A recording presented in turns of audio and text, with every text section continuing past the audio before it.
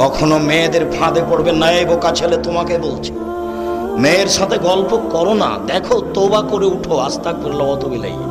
জিন্দেগিতে আর মেয়ের সাথে কথা বলো না। মেয়ে তোমাকে ধ্বংস করবে, তোমার বাপকে ধ্বংস করবে, তোমার বংশকে ধ্বংস করবে, তোমার জাতিকে ধ্বংস করবে। রাসূল সাল্লাল্লাহু আলাইহি সাল্লাম বলছেন,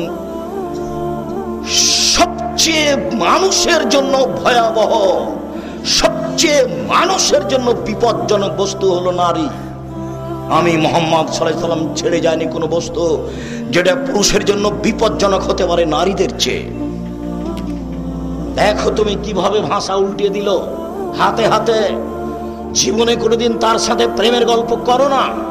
তুমি ধ্বংস হবে, তোমার বাপ ধ্বংস হবে, তোমার বংশ ধ্বংস হবে, তোমার বিদ্যা ধ্বংস হবে, তোমার জাতি ধ্বংস হবে। তুমি হিসাব করে চলিও, তুমি চিনতে পারোনি। মুহাম্মদ সাল্লাল্লাহু আলাইহি সাল্লাম নিজে বলছেন, আমার জীবনে আমি ছাড়িনি কোনো বস্তু যেটা পুরুষের জন্য বেশি ক্ষতিকারক, ধ্বংসাত্মক হতে পারে নারীর চেয়ে।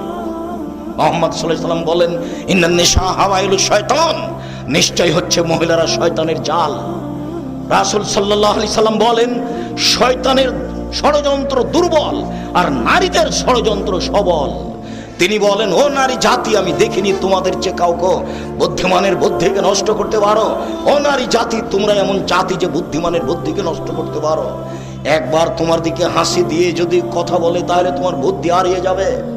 তুমি চেয়ারম্যান, মেম্বার, এমপি, মন্ত্রী, যত বড় পরেজগার হও না কেন, এক হাসিতে তোমার বুদ্ধিবিদ্যা, ঈমান কমে যাবে। তার নাম নারী।